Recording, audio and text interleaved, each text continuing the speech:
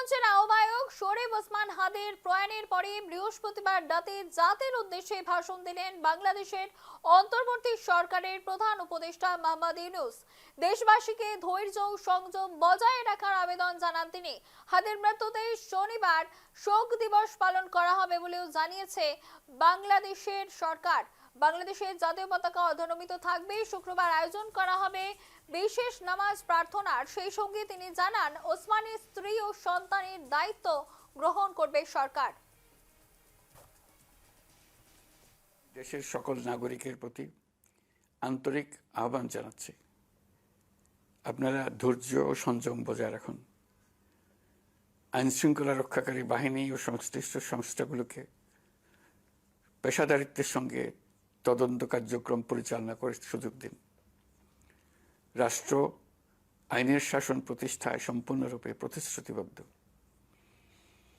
আমি আবারও স্পষ্টভাবে বলতে চাই, ওসমান হাদি ছিলেন পরাজিত শক্তি ফ্যাসিস্ট সন্ত্রাসীদের শত্রু। তার কণ্ঠ স্তব্ধ করে বিপ্লবীদের ভয় দেখানোর অপচেষ্টা সম্পূর্ণভাবে ব্যর্থ করে দেন। ভয়, সন্ত্রাস কিংবা রক্তপাতের মাধ্যমে এদেশের গণতান্ত্রিক অগ্রযাত্রা কেউ থামাতে পারবে না। আমরা এখন গণতান্ত্রিক উত্তরণের চূড়ান্ত পর্যায়ে উপনীত হয়েছি। শহীদ হাদি ছিলেন এই প্রক্রিয়ার অবিচ্ছেদ্য অংশ।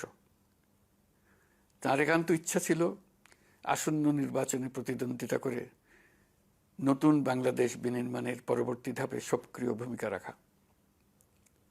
অত্যন্ত দুঃখের বিষয়, তার এই মহতী ইচ্ছা অপূর্ণ রয়ে গেল। তার স্বপ্ন বাস্তবায়নের দায় আজ সমগ্র জাতির কাঁধে ন্যস্ত। আগামী দিনগুলোতে আমাদের সবাইকে ধৈর্য, সংযম, সাহস ও দূরদর্শিতার সঙ্গে এগিয়ে যেতে হবে, যাতে নির্বাচন ও গণতন্ত্রের শত্রু ফ্যাসিস্ট সন্ত্রাসী অপশক্তিকে চূড়ান্তভাবে পরাজিত করা যায়।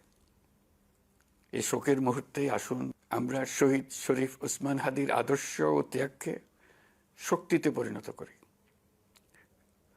ধৈর্য ধারণ করি, অপপ্রচার ও গুজবে কান না দিই এবং যে কোনো হঠকারী সিদ্ধান্ত থেকে বিরত থাকে। যারা দেশকে অস্থিতিশীল করতে চান তাদের ফাঁদে পা না দিয়ে আসুন আমরা সবাই ঐক্যবদ্ধভাবে গণতন্ত্র, ন্যায় বিচার ও গণমানুষের অধিকার প্রতিষ্ঠার পথে অবিচল পদক্ষেপে এগিয়ে যাই। এটাই হবে শহীদ হাদির প্রতি আমাদের প্রকৃত শ্রদ্ধা। আল্লাহ হাফেজ। আমি